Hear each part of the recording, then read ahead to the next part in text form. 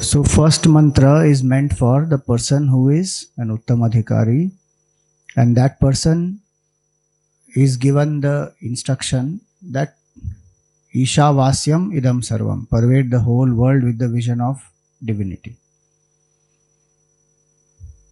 Yat kinja jagatyam jagat, even the minutest part of the world which is changing, pervade that with the vision that it is all an appearance of the absolute truth. Tena tyaktena bhunjitha.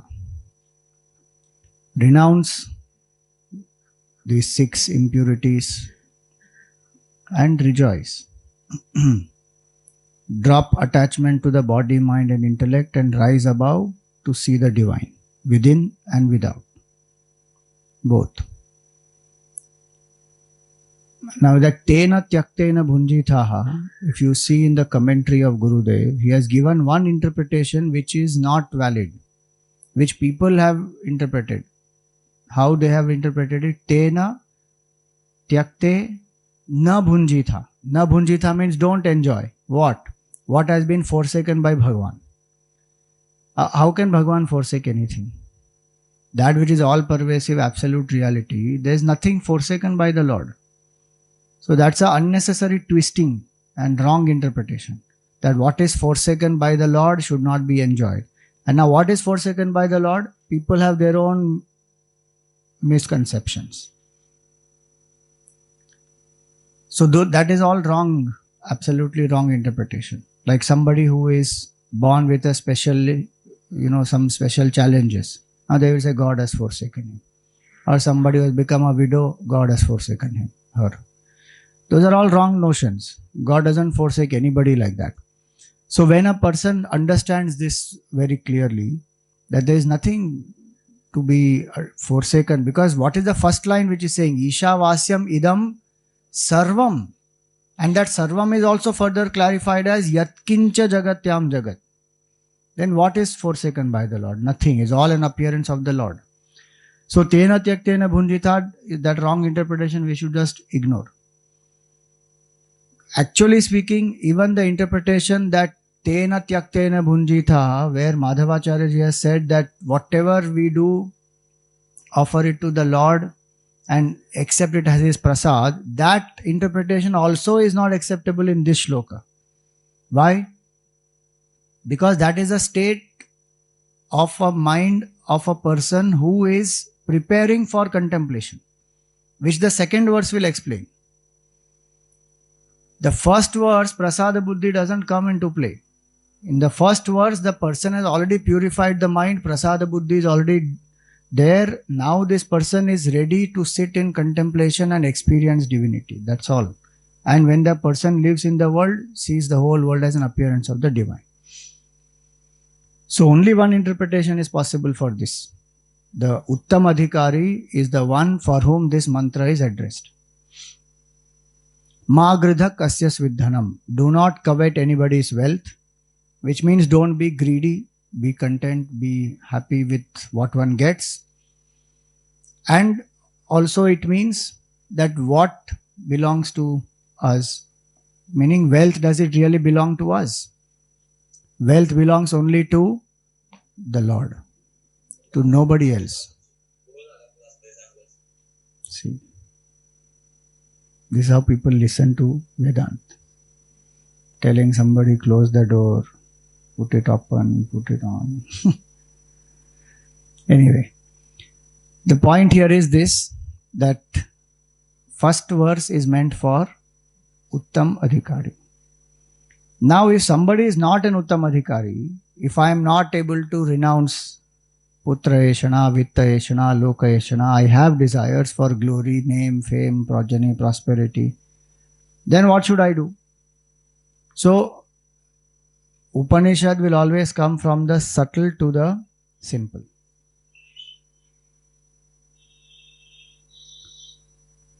When they come from subtle to the simple, all levels will get covered.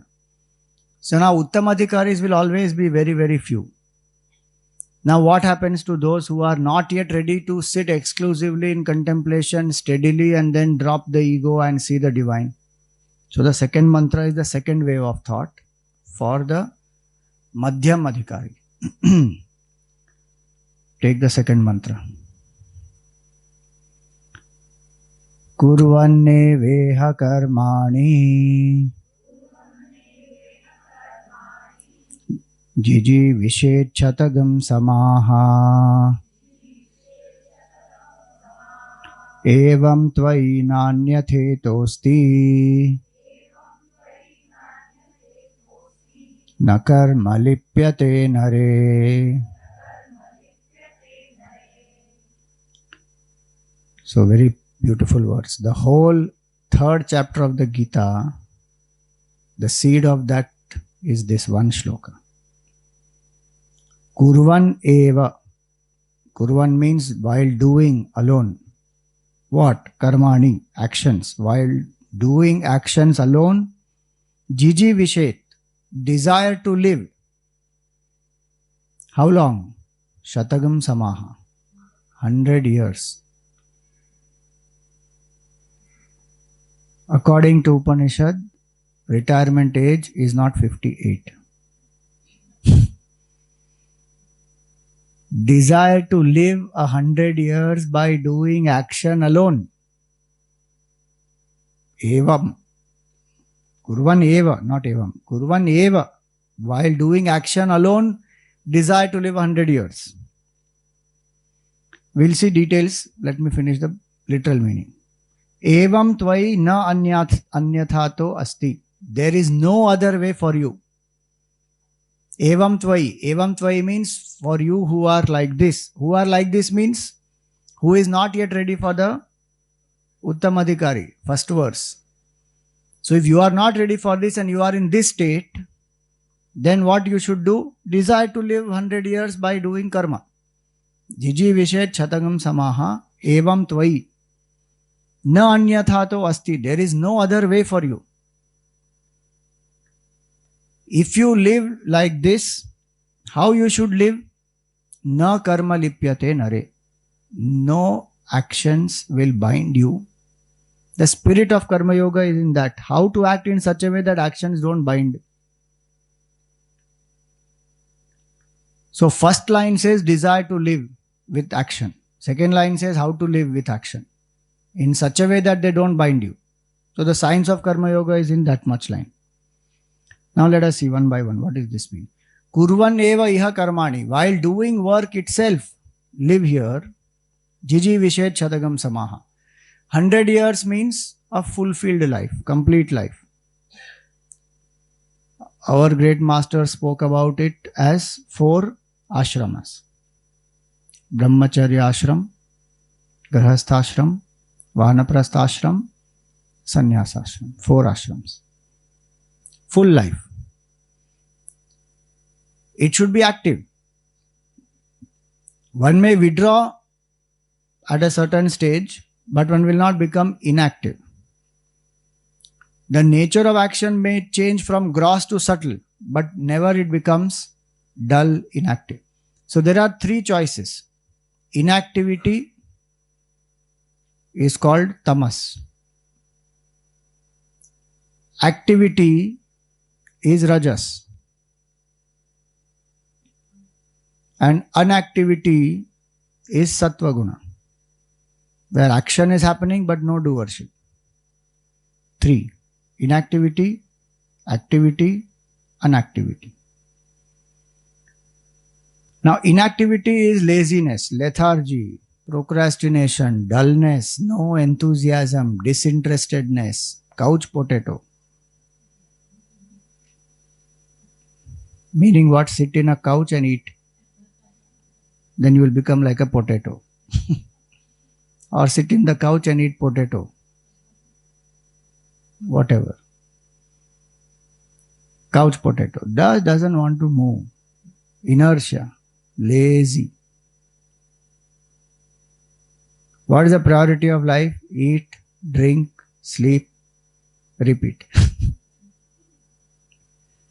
Eat, drink, enjoy, sleep, repeat.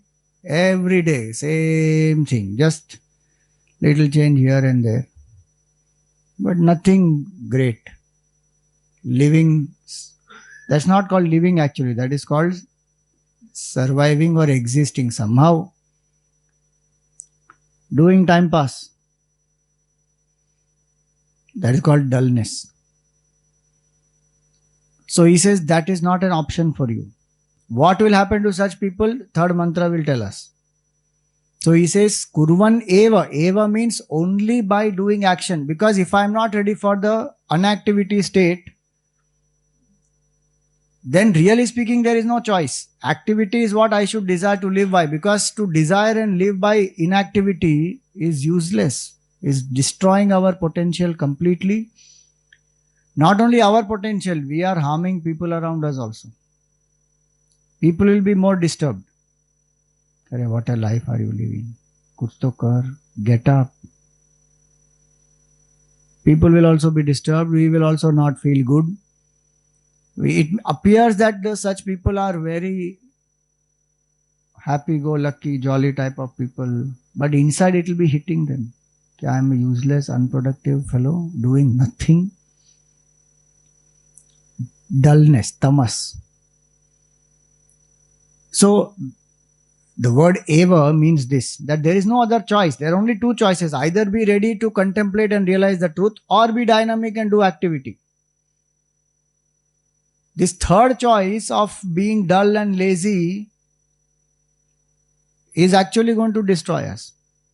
And there are so many people who don't want to face challenges of life. They become escapist.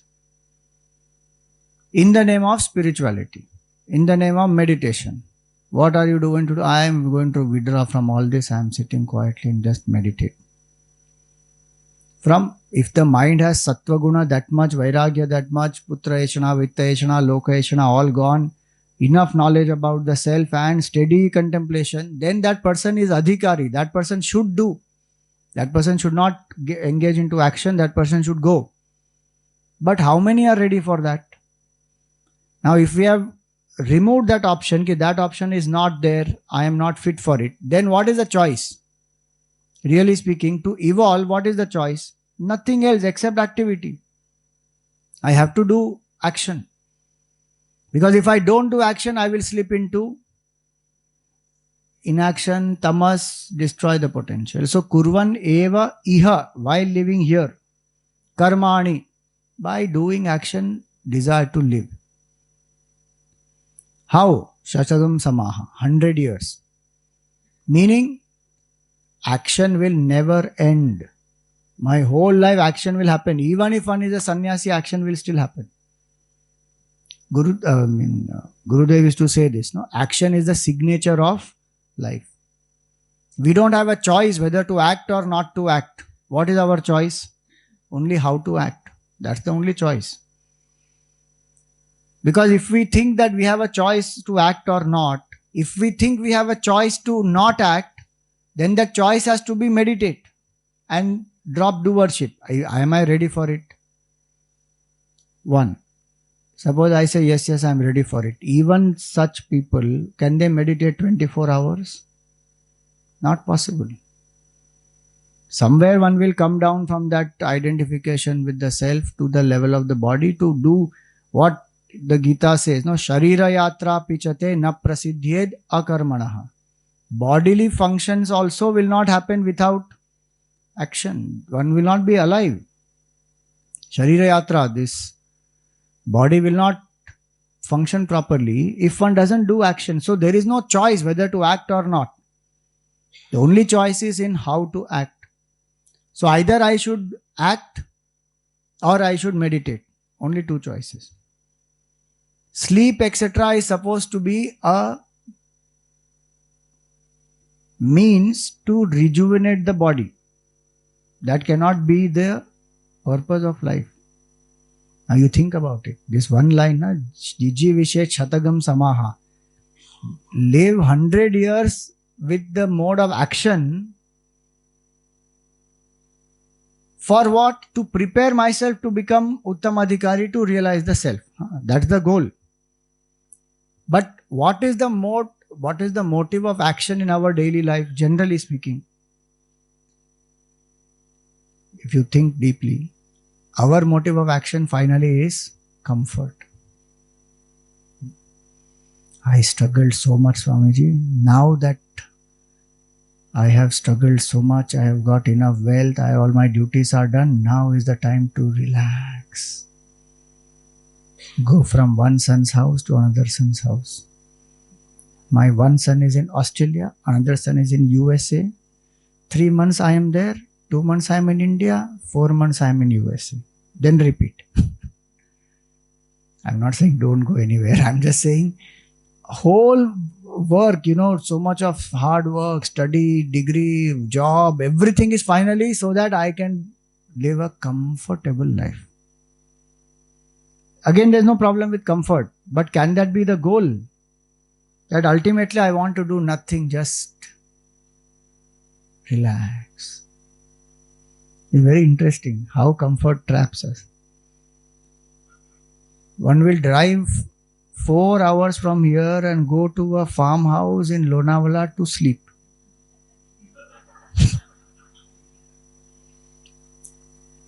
મજા કરી આવ્યા. શું farm હાઉસમાં જઈ ખાઈ પીને આવ્યા પાછા. અરે અહીંયા કરી લે. But I'm saying the orientation of the mind is for what? Hard work, etc. to build a huge bungalow or a mansion and then chill out and relax, and that's all. Again, I'm saying there's nothing wrong in any of this if you build and go and relax. But is that the goal?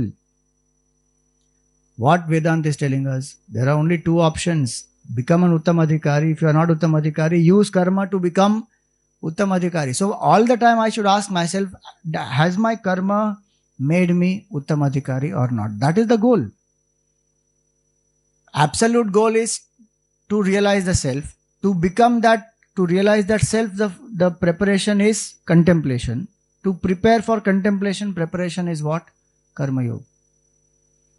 If that much becomes clear, then I will orient my life according to that, no? Otherwise, you think about it, after retirement, what happens? If we see this scheme of life, no, Jiji Vishesh Shatagam Samaha, to live 100 years, 50 years of pravritti, 50 years of nivritti, the intellect becomes sharper and sharper in every stage of life. But the other way of life, when we live, I am eating, drinking, enjoying after retirement.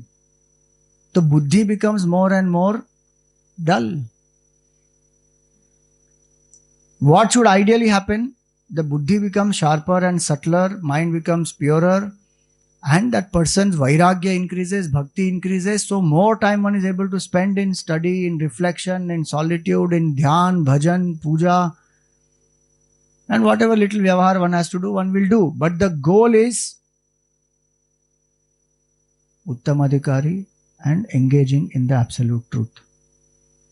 Today many times goal happens what, no, my grandson's wedding is there and this flat is there and now my daughter has delivered a baby, so I have to go to take care of the baby. See, roles one can play, no problem at all.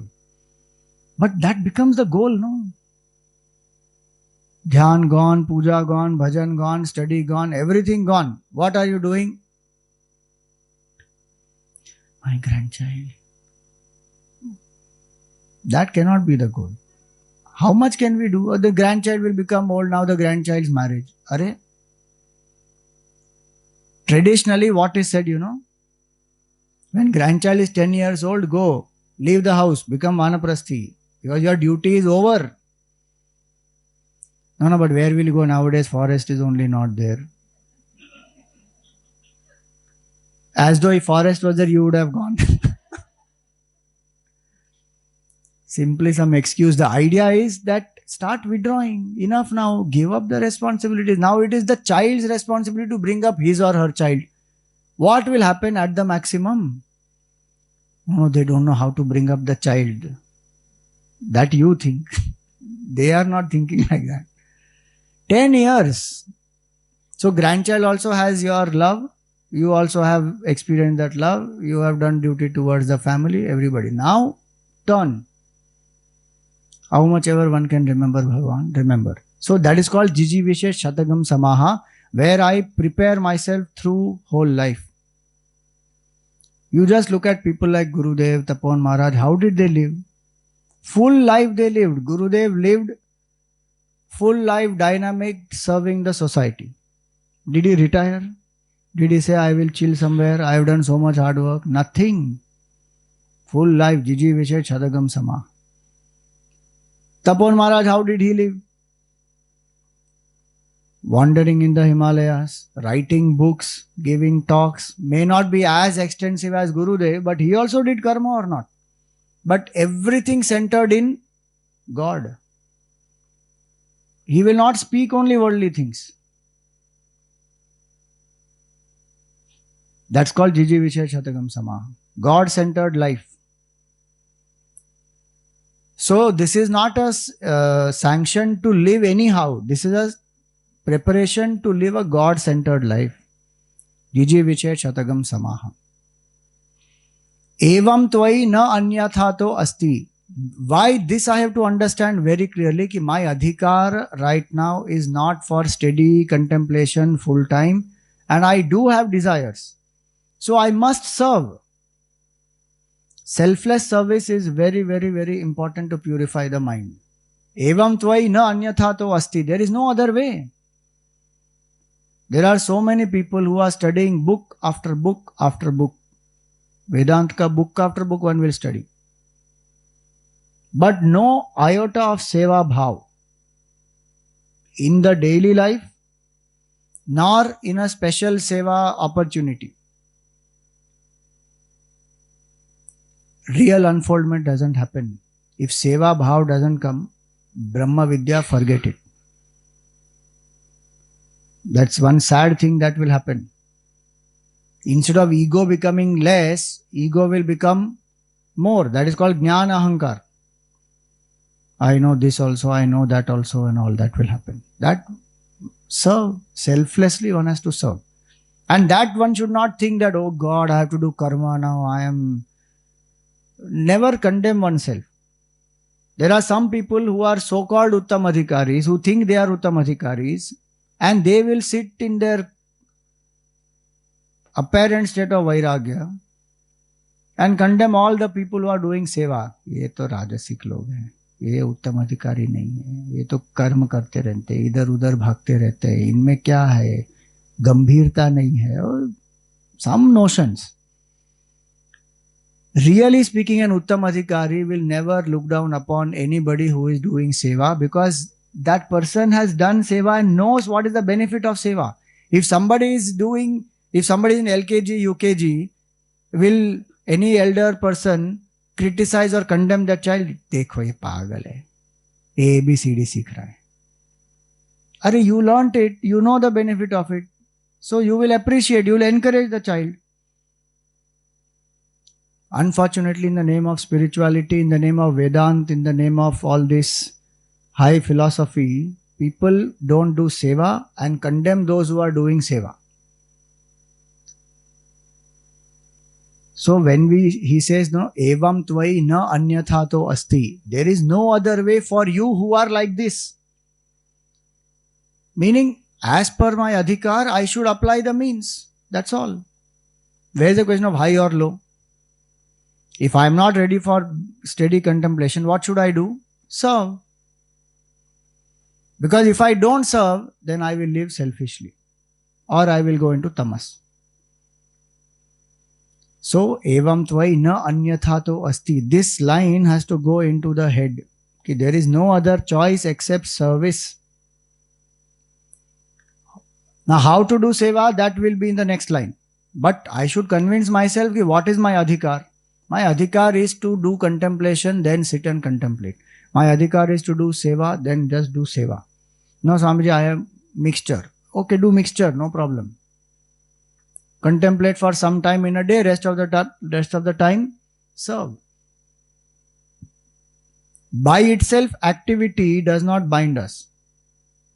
Na karma lipyate nare. Evam tvai, if you act with the right attitude, you who are in this level of evolution will not be bound. Na karma lipyate nare.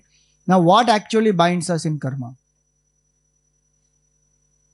By action can karma bind us? By itself will karma bind us? Karma cannot bind because karma by itself is jada vastu. How will karma bind us? The intention behind the action, that selfishness binds.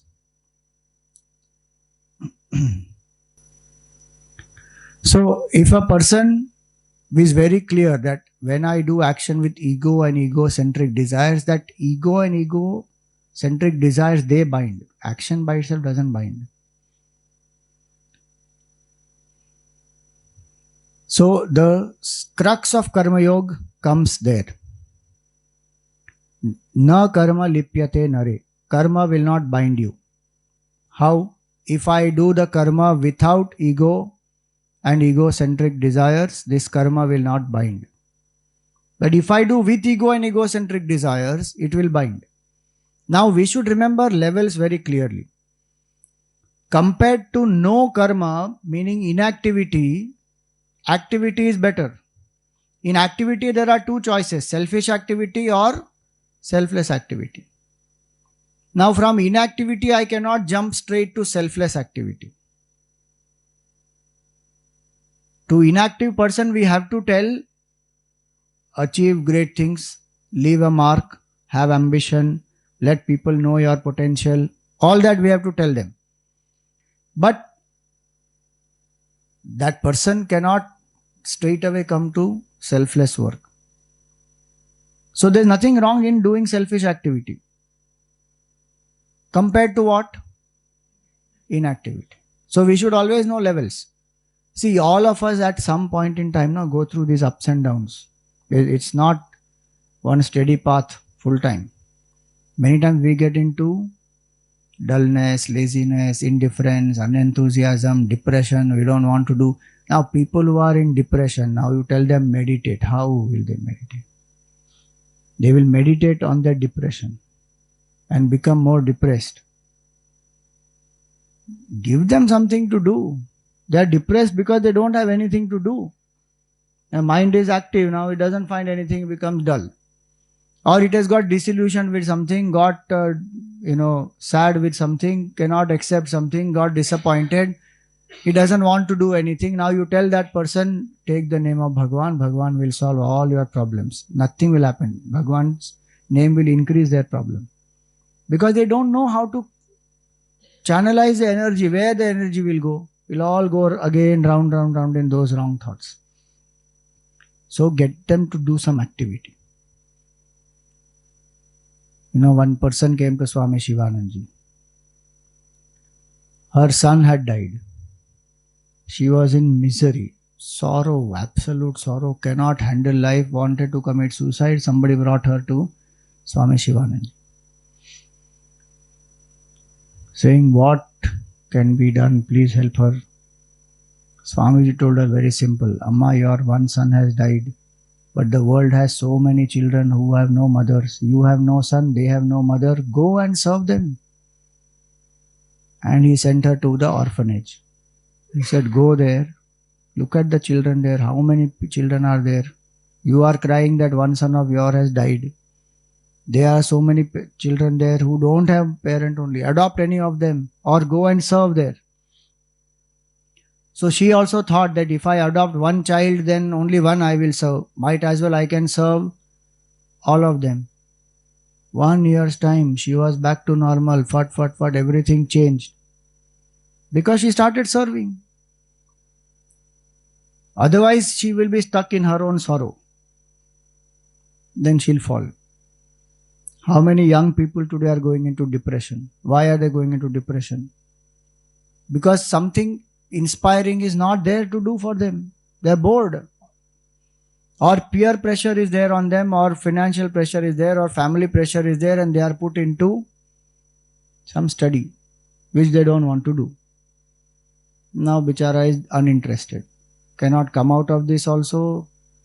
Cannot do something else also. Frustrated.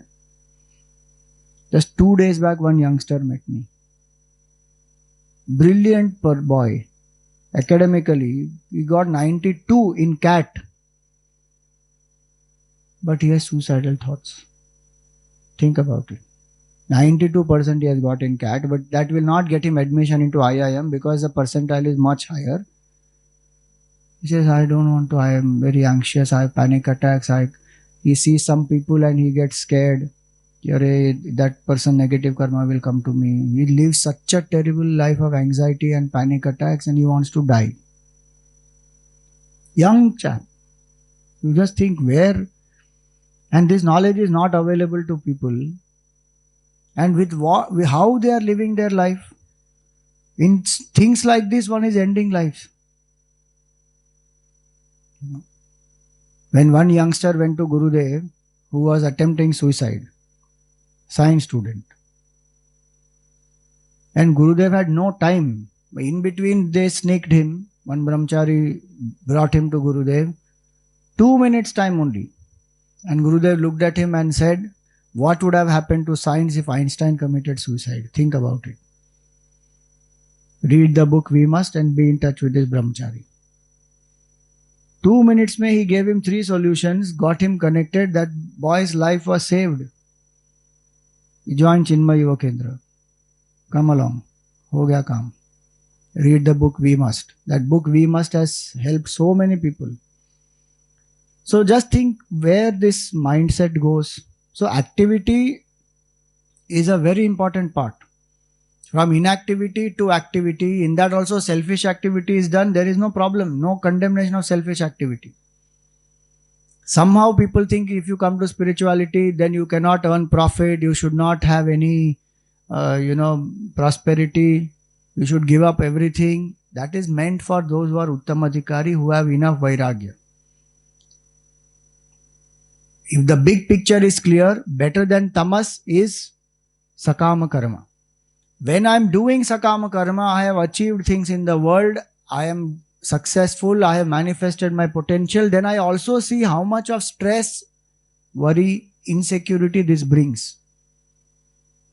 That person will turn to nishkama karma, selfless activity. And that selfless activity cannot be done only at certain point in time. It may start like that, but then it is not activity which is selfless alone. It is actually the attitude. So the whole day one can be selfless, doing things for a noble cause or dedicated to Bhagwan. That way if one lives, na karma lipyate nare, then karma will not bind, because the vasana gets created only because of I and mine. If I and mine is not there, the central principle of Karma Yoga is this: existing vasana gets exhausted, no new vasana gets created. Then the mind becomes quieter. That mind will contemplate steadily. This existing vasana getting exhausted, no new vasana getting created, is going to happen only by selfless attitude. That actually is Karma Yoga. How many people in the world will even understand this, that this is called selfless service and Karma Yoga? Very few people understand this. Majority think Karma Yoga means what? Selfless service means do charity, give some annadan, do some vastradan, help people, give them books, give them clothes, which is no problem, which is a good aspect. Charity can be done.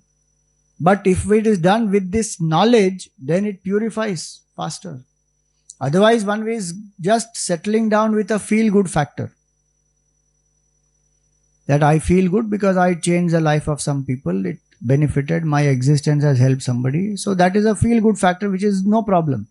But then I am limiting my belief, what we call benefit. If I do consciously with this attitude that I am doing this as a service to Bhagwan, Bhagwan is here in front of me as all this. And when I serve the Lord, I am purifying my mind so that I can realize the divine in my heart. That big picture, when it is clear, then seva becomes a means to reduce the ego. So many times one comes to spiritual organizations also and one doesn't keep this big picture in mind at all. And that is one of the reasons why there is so much of conflict, politics, this, that, everywhere. Why? Because the big picture is not there in the mind.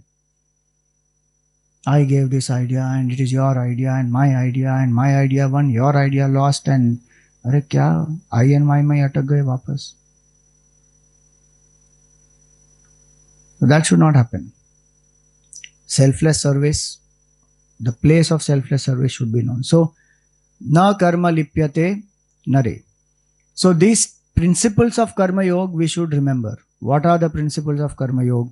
Let us see. Beautiful principles of karma yoga are there. First principle of karma yoga is perform obligatory duties.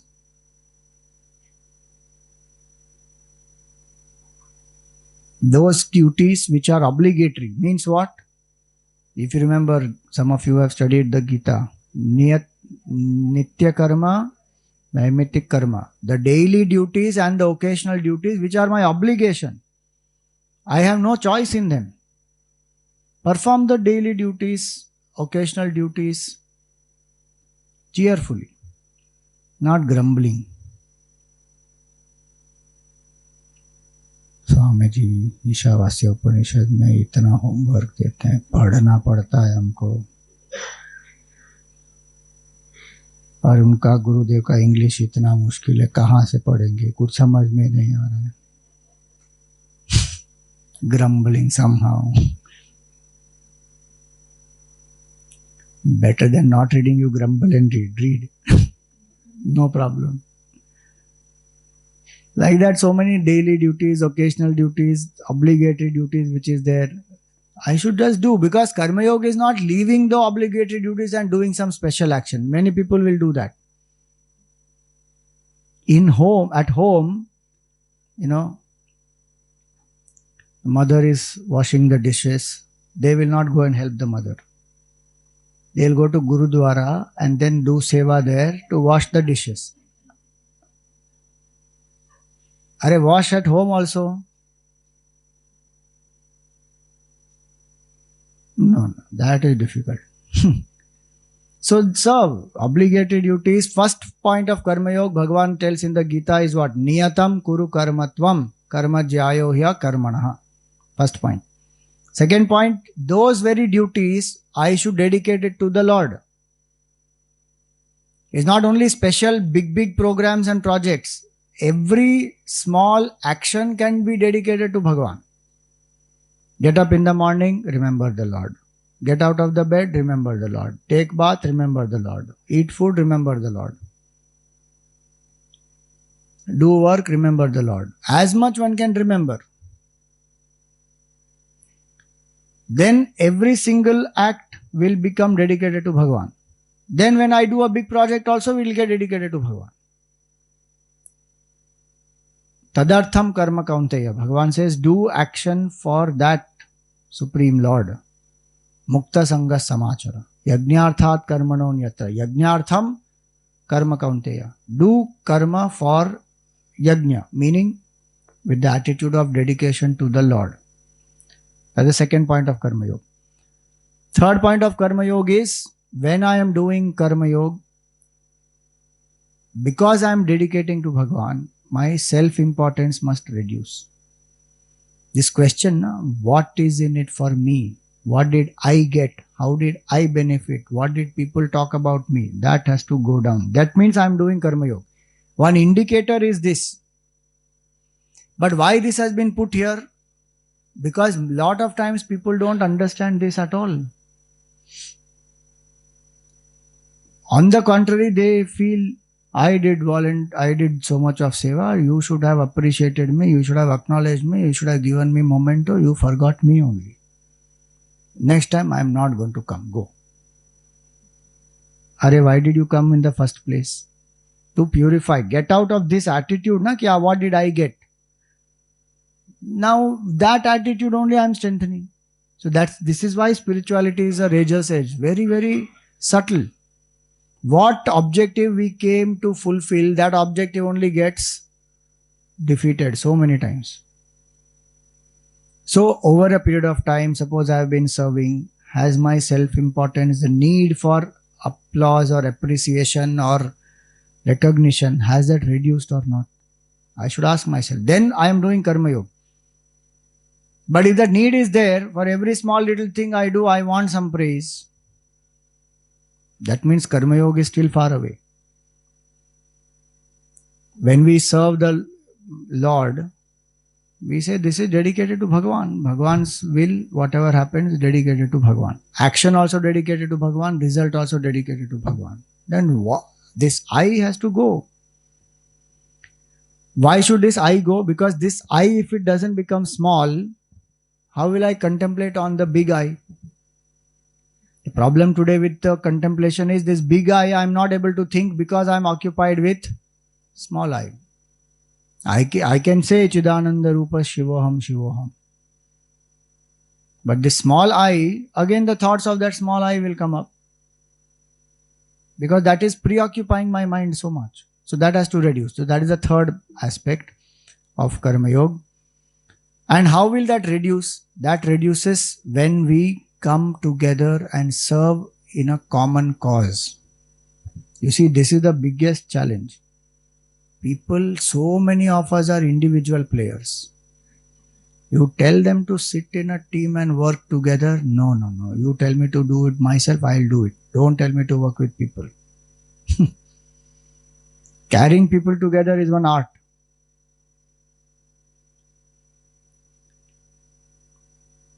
Individual players they will be. The transition from individual player to a team player is a big leap in a spiritual person's life. One should never think that I am an individual player. My temperament is to not work with people. Your temperament may be not to be very social and go outgoing and mixing and talking and all that. But when we have a higher purpose to work, we have to work together. Can we escape teams? Think about it. Even if I am working in my family, there are people, no? Even if I am working in a company, there are people, there are groups. Community work, if I do, groups are there. If I have to serve my country, I have to serve with the groups. No, Swamiji, I'll do all by myself. Just tell me one thing I will do. Baki sab, I am not bothered about that. One may give some seva like that. But then you are missing out on the joy of working together. But working together is a problem. That person is such a... I can't stand that person. And Gurudev, what he used to do, such people he will put in the same committee. Now work together. Otherwise, sitting and listening to Vedant, give up likes and dislikes and yajna spirit and seva bhav and work and this and that. But I can't stand that person now. If that person is in the committee, I am resigning from the committee. See, each of us can come into that state some point or the other. But the thing is to get out of that mindset. We have to work. Because the maximum growth will happen only when I work with that person. A person whom I dislike, if I am able to work with that person, that means I have overcome my ego, my likes, my dislikes. I am focusing on the cause. No, but what if that person is not capable? Functional talent and skill is a different matter. I am not talking about that. I am talking about the psychological prejudice and aversion and attachment also. No, Swamiji, put that person in my team, in my friend. In camp also they will do all this nakhra. Accommodation हमका साथ देंगे.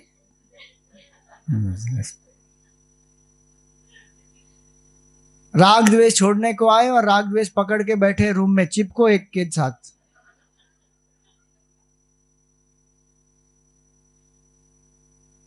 How strange that is. And we are listening detachment and two people look at each other. But they think they are very smart and they got through the organizer कि हमने पटा लिया उनको. बहुत मजा किया कैंप में, दोनों साथ में एक जना. अरे बीच with some new person, no? This person तो you are living full time. यहाँ से साथ they are friends only. Flight ticket भी साथ में बुक करेंगे, गाड़ी का ट्रैवल भी साथ में, स्टे ऑल्सो साथ में, everything together. Why don't you bond and mix with new people? But they will do. I will keep telling this in every lecture, but when camp happens, again they will do the same thing. And it's not only our members, it's our volunteers also. In our camps, I always tell, youth camps and Balvihar camps and all, what we tell all our volunteers. If suppose volunteer group is some 70 people, okay, and the camp is for some 500 people. What should these 70 people do? These 70 people should spread out at the time of lunch or any group activity or anything and meet all the new people and make them aware what is Chinmay Yuva Kendra or Chinmay Mission. These 70 people will sit together and eat. New people will sit by themselves and eat. No, but we want to spend time with each other. You came as a volunteer to do seva now. Now why are you saying I have to spend time with this person? You spend time other time. You do seva right now. Go and mix with people.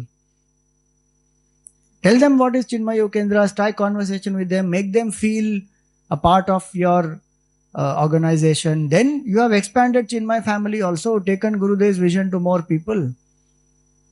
So that is the objective. So one has to do that. Then Karma Yoga is happening because now likes, dislikes are becoming neutralized. So we have to think, did my self-importance reduce? Working together is one of the best ways to reduce self-importance.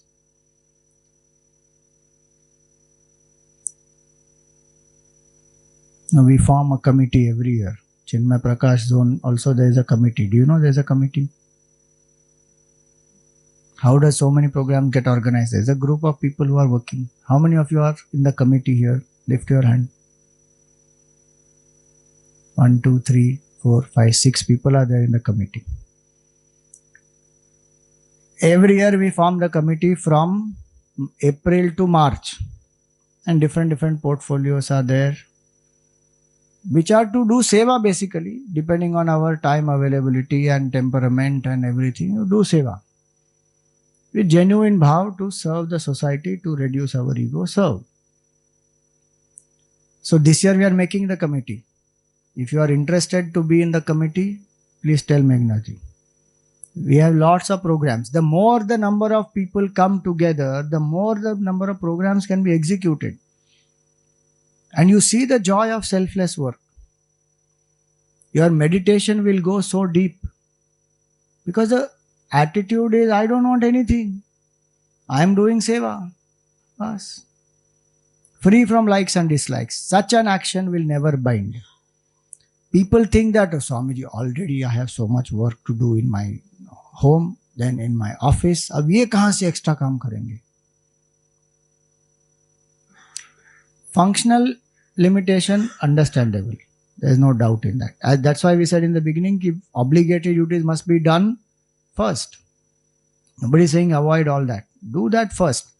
But in some capability, in some possibility, one should take out some time and do. If not big programs, in some small way one can serve.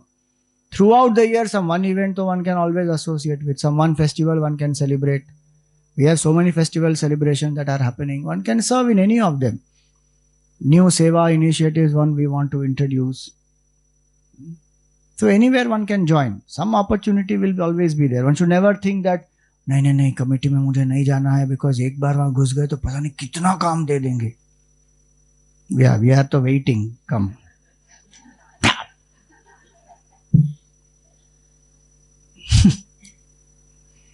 Slowly do some seva, start working. It is for whom? We have to remember that much only. Gurudev's work, Bhagwan's work will go on without us also. There is no, what is it called? Nobody is indispensable. Because Bhagwan is a karta. Now the joy is to serve the Lord. And tougher the work is, greater must be the enthusiasm for a selfless worker. That is another method to understand whether I am selfless or not. So self-importance reduces. So how many points we saw till now? Do the daily duties, obligatory duties cheerfully. Dedicate them to the Lord. Third, reduce the self-importance. And how to reduce that self-importance? through service and teamwork. Fourth, love the very work itself. Don't worry about the result. Expect a result, work hard, but joy must be from the work itself. If I love the very work itself, there is so much of satisfaction in it. One doesn't have to push oneself to do, come on, get up, do activity. No. If you start loving exercise, you will get up in the morning and go. Otherwise, 100 excuses mind can give. Nowadays it is not, at 6 o'clock also it is dark. So the mind will say, abhi to bahut andhera hai, so jao. Gone. Abhi to thandi hai, so jao. Abhi to sirf 8 ya 10 degree hai, so jao. Some excuse it will give. Otherwise one will get up and go also. Because if you love it, you will do it. So that is the fourth principle. Love the very work itself. Fifth one, when that work is being done, do that work efficiently. Unfortunately, sometimes what happens, especially in this selfless work, one thinks, do it somehow. God's work it is. Divine work it is. I cannot do it somehow. It has to be done properly. Whatever small work it may be. This mantra also tells about the dignity of labor. Evam tvai na anyatha to asti. In this commentary, Gurudev has given this very nicely. I don't know which page is in your book.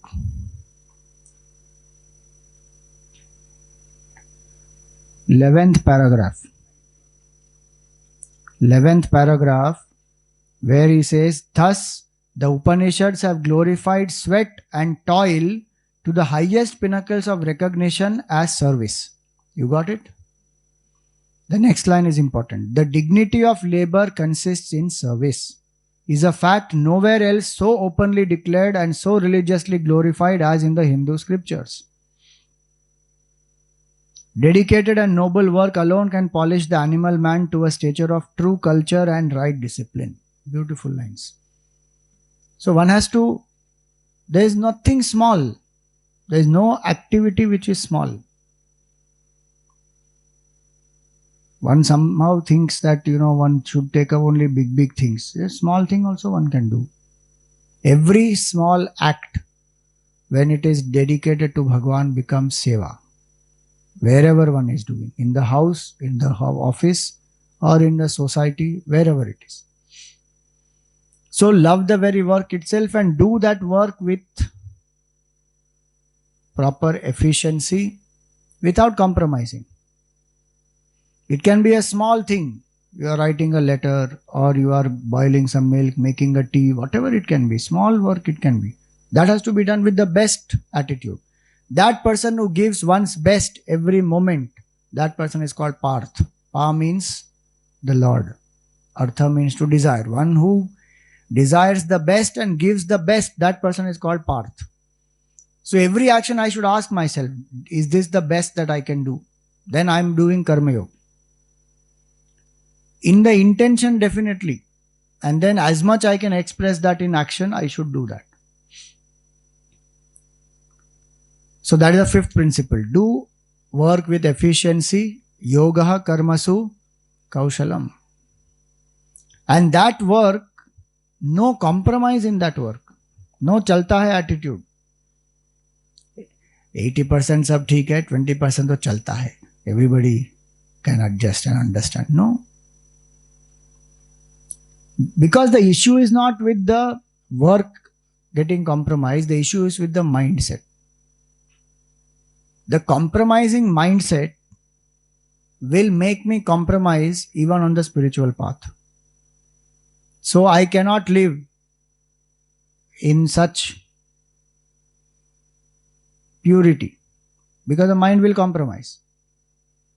Mind will say, thoda anger to acha hai, thoda jealousy to achhi hai, thoda greed to acha hai. It will compromise. It won't come to the expected level of purity so that Uttam Adhikari, you see what was said in that, Yat kincha jagatyam jagat. Not a single speck in the world also can be thought to be undivine. Everything is an appearance of the divine. Where to experience that level of purity, karma has to have purity or not. Intention must have purity. In intention only I am compromising. In contemplation, so 100% compromise will happen. So that's why it's a very high state. And karma will prepare us for it. So that's the fifth point. No compromise in action. Do it with efficiency. Sixth point, drop attachment to the result of the result first. What is the result of the result? We have attachment not to the result for the sake of result. We have attachment to the result because of the result that the result brings.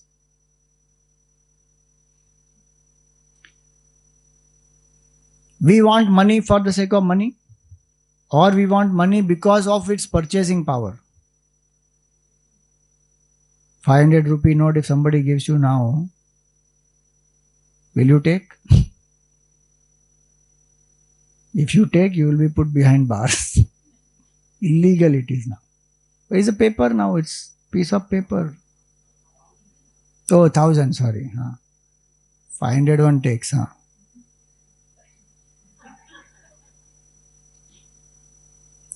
1,000 got banned. Yeah, I forgot. ऐसा कुछ नहीं है, पैसे से बहुत लेना देना है, बट हमारे लिए नहीं, मिशन के लिए. So the point is that if that value is not there, we don't want it for its sake. We want relationships for relationship's sake, or because we want love through that. We want love. And that also we want in specific way only. If that doesn't come in that way, then I feel they don't love me. And the person doesn't understand your love language. He is giving in another way, but you are not receiving. He is giving, you are not receiving. You are thinking he is not giving. He is thinking he is giving, but you are not taking. ये क्या है? Full confusion. Giving is happening, but receiving is not happening. And the notion is giving is not happening. What gadbad it is. They want you to spend time, but you are giving gift. Now, both of the people should understand, no? Okay, this person is genuinely working hard to make me happy. Right now, not able to spare time, so compensating with some gift. Doesn't mean that he doesn't love me, but so result of the result is what we really want, not the result by itself. What the result will bring, some appreciation, some name, some fame, some popularity, whatever, anything it can be, some admission in some institution. Genuinely you tell me that boy who got 92% is miserable. If with that 92% he gets admission into IIM, will he be miserable? He is not stuck with 92%. He is stuck that the result of the result didn't come. Now he is not able to get into IIM with that. So it's not the result that he is really worried about. He is worried about the result of the result. And our attachment mainly is to that. That nobody understands only. People think Gita is telling us, drop attachment to result, drop attachment to result. How it will go? When I am so deeply attached to the result of the result, how will I drop attachment to the result? Yesterday I did one workshop on confidence with these children, teenagers. One line in that one presentation I had in that one line was very important. If you are not enough without the gold medal, you will not be enough with the gold medal also. Because I am focusing on gold medal to derive my self-worth. So if I feel that I am less because I don't have the gold medal, or I didn't get the first rank, or I didn't get that percentage, even if I get the percentage, I will still feel low. Why? Because not every time this is going to happen. My self-worth cannot be defined by the gold medal or by the percentage. My self-worth is defined by who I am, not by anything outside. And today, all our children, what we push into their mind, only if you become successful, you are good. Now that child is under pressure. You just think, why should that child who got 92 think of suicide? No, no, all my friends have got into IIM. Now I am only left out and I have only one chance left. Now I don't know what will I be able to do. How much anxiety. Baapre. I told him, boss, Bill Gates never went to any IIM. Warren Buffett did not go, Azim Premji did not go, Tata's, Birlas, they have never gone into any of these. What are you talking? As though only if you get into that, then you will become. And the tragedy of this whole thing is what, he wants to establish one spiritual organization. He is an MBA, he is an engineer who left his job in one company in Reliance, and now he is striving to become an MBA. Then he wants to found an organization where stress is not there, because corporates are working with so much of stress, youngsters are getting pressurized. Now this guy, to get into IIM, he is so pressurized that he wants to die. I said, how will you form your organization if you die? And to form that spiritual organization, do you need IIM or what? Shankaracharya ji went to an IIM. Chinmayanand ji went to an IIM. Vivekananda ji went to IIM. What are we thinking? But it has gone into the head. Top B school. And they'll take loan for it, and then they will get into such pressure. Parents also will take loan, and then they'll go abroad, and Arey baap re. So that is all being fed into their mind.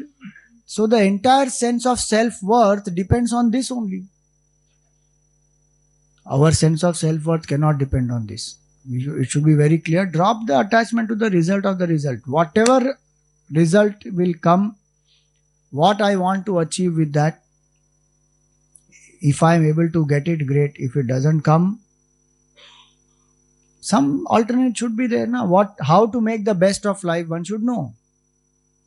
So the result does not become the primary thing, result of the result.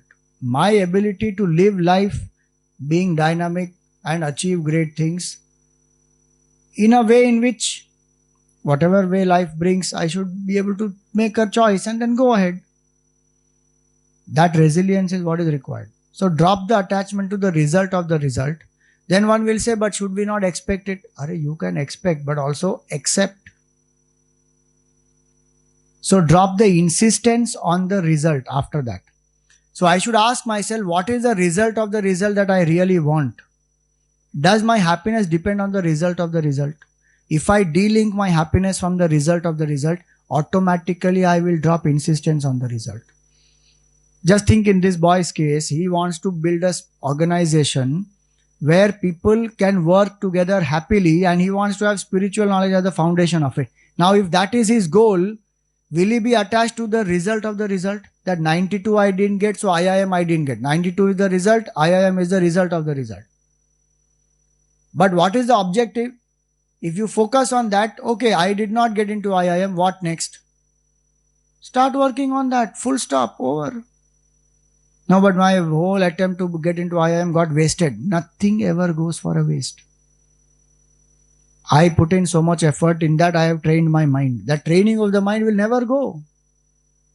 No, but that knowledge is also gone waste. Now to get into any ordinary management school, what to do? And he's sitting and crying, saying, I'm just going to try for Jamnalal Bajaj. When I was in college in Chennai, people used to say XLRI, Jamnalal Bajaj, IIM, these are institutes to look up to, and this fellow is sitting and crying.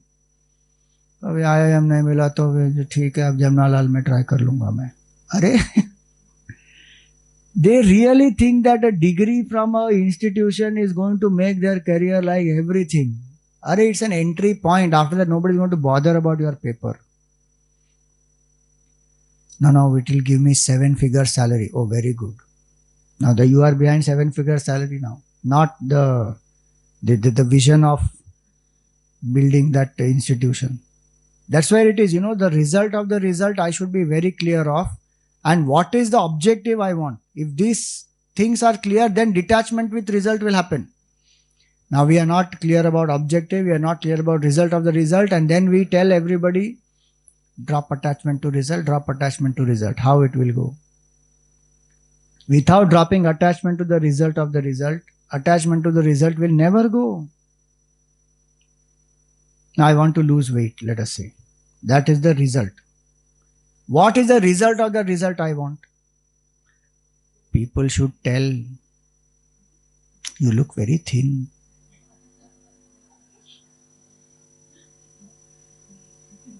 Some result, I want result of the result. When I go to this party, everybody should be like, wow. Now that's the result of the result. Now people will say, if you detach the result of the result, then what is the motivation to lose weight? Motivation is health. Positive motivation can come. And that is no insistence. You work. And enjoy the process of living in self-discipline. Then the result of the result is not going to bother me. Because I'm enjoying the process. It's very interesting. If you learn any sport, no? Especially some of these sports are very powerful to bring this attitude. But strange thing happens is after the person learns the sport, the mind goes somewhere else.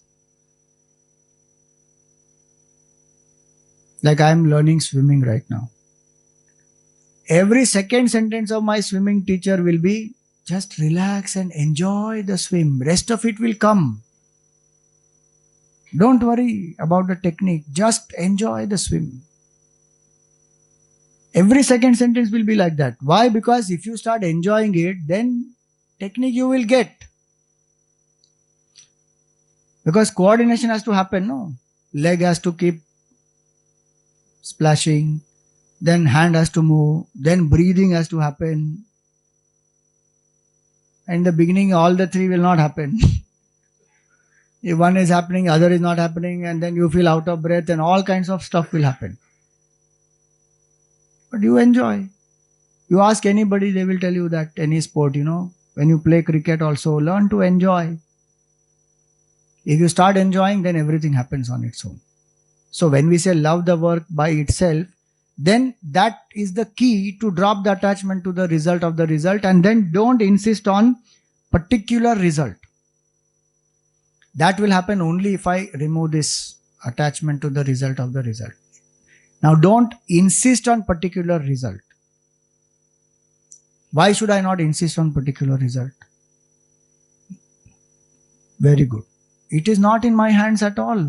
I can expect a result and work hard, but I cannot insist that this has to be like this only because I have very little intelligence.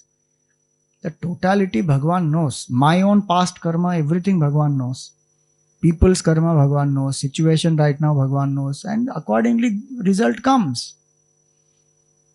Even unpleasant result, so-called unpleasant result. Yesterday one nice anecdote I read about Gurudev, where the doctor comes to the patient and gives some medicine and gives some bland food, and that patient doesn't want to eat anymore because the patient is sick of that bland food, and the patient curses the doctor, you people, you don't want us to live happily, you are giving us such bland food, we are paying so much money. Curses the doctor like anything. And the doctor says, it's only till Monday. Only till Monday. Just do it for us. And 3 days, 4 days, somehow that fellow pushes on, and then Monday again the doctor comes, sees all the reports and says, same diet till Monday. So this fellow says, but you said Monday. He said, I didn't tell you which Monday. Again next 1 week this fellow somehow grumbles and does it, and then finally by the next Monday he is relieved of his problem. Then he goes and tells doctor, thank you for saving my life. You are a God. You are such a great blessing. But at that time, what was he doing? Cursing. So Gurudev used to give this example saying that we may curse Bhagwan saying, what have you put me into? What is this? What is that? I don't like it, and we may curse. But Bhagwan knows the treatment. I should just trust. And interestingly, swimming can happen only if you learn to let go. So many people don't know how to let go only. And that is simplest to let go, To let go, you have to do what? Let go. But that only we are not able to do in swimming. It is such an illogical thing. Actually, if we think, we cannot drown only. Logically speaking, we just cannot drown. Buoyancy will be there that we will again come up. But what makes us drown? Fear and anxiety. Then some knowledge is not there about how to breathe and all that. So then gone. Puss. In 2 minutes, one drowns. And some people drown in a pool where you can't even drown. Chest deep only water is. How can you drown inside that? This much only water. They'll drown. Because letting go is not there. You know, in rappelling also is like that. You have to go backwards. Yesterday we did one activity, trust fall. You know, two people stand in front of each other. Person who is in the back holds the hand like this. Person who is in the front has to just fall back. Without bending the knees, keep the feet together and just fall. Try going home and doing it. So much fear you will find. It just doesn't happen. Yesterday so many youngsters tried. Some did it, some could not do only. Just wants to fall. It's such a nice feeling to just fall, you know. But our fear is, if that fellow doesn't catch, then what will going to happen to us? But it's just a fear. You cannot fall. Body's natural mechanism and instincts will protect you. You get imbalanced, but you will not fall. Do you really think you will fall with your head banging down? It's impossible. Not possible. You try.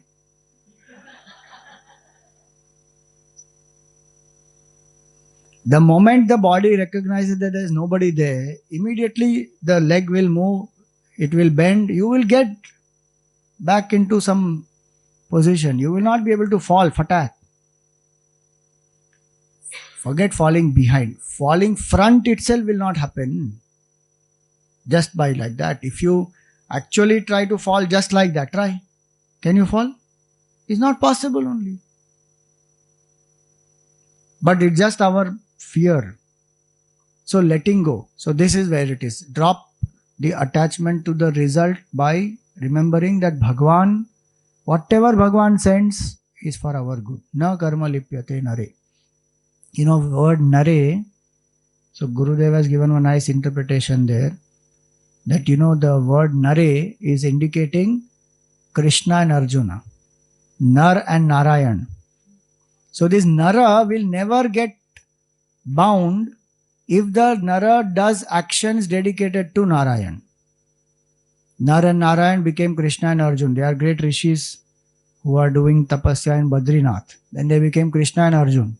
And then Bhagwan brought this whole knowledge from the Upanishads into the Gita. So Nare means that. So now how will Nara act? By dropping attachment to result. How to drop attachment to result? Prasada Buddhi. Say whatever Bhagwan sends, I accept as prasad. This is the result he has sent. Now how to respond? That Purusharth he has given me, but result I have to accept. This is where it is. So no insistence on particular result. That is point number 7. Point number 8 is when the results come, share the results before you enjoy them. That also we learnt in the Gita. Tairdattan apradayebhya yo bhungte stena eva saha. One who enjoys the results without sharing first, that person is a thief. Why? Because the result is not a product of my action alone. It is a product of the team, the totality. One should share the result with others and then consume by oneself. Point number 8, that is. Then point number 9 is before the action, during the action, after the action. Be equanimous as much as one can. All this is there in the Gita 3rd chapter. Mai sarvani karmani sanyasya adhyatma chetasa nirashir nirmamo bhutva yudhyasva vigata jvaraha. Act without anxiety for the result in the future, tension in the present, regrets of the past. Meaning be calm before the action, be calm during the action, be calm after the action. That is called Samatvam Yoga Uchyate. This Samatva Yoga will happen only if surrender to Bhagavan is there. Otherwise, Samatva Yoga is not possible. It's not a question of telling oneself, be calm, be calm, be calm. That one can tell after one has cleansed the heart. After one has dedicated to Bhagavan, then automatically one be calm. That was point 9. Point 10 is whatever results come, accept with humility and cheerfulness. Ki Bhagavan sends the best result.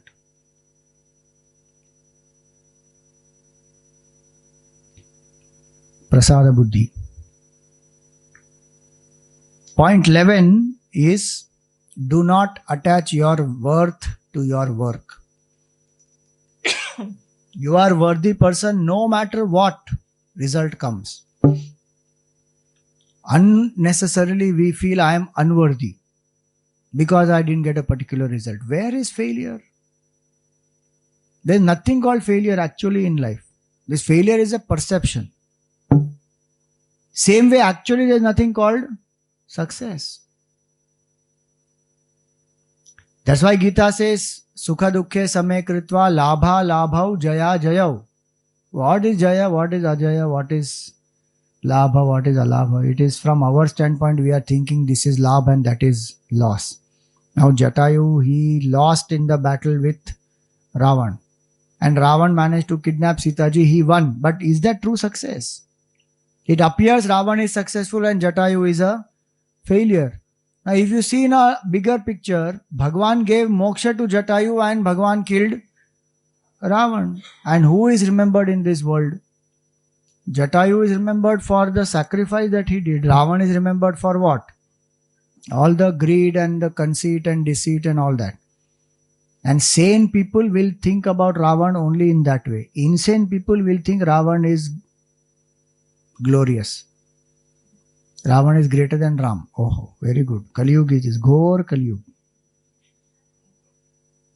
Proper. They really think Ravan is greater than Ram. And Ravan's side of story nobody knows. They'll write the story from Ravan's perspective. You want to write it for some creative expression, do it. But if you are going to create devotion for Ravan, then that book is a disaster. Then you become Ravan-like. And then these people will go around saying that women are not safe in this country, but Ravan is a god. Kya contradiction hai? So, that is self-worth and work should not be connected at all. What is success? What is failure? See, really speaking, Karma Yogi is one who doesn't have these notions of success and failure. Who works with this attitude that did this karma purify my mind or not?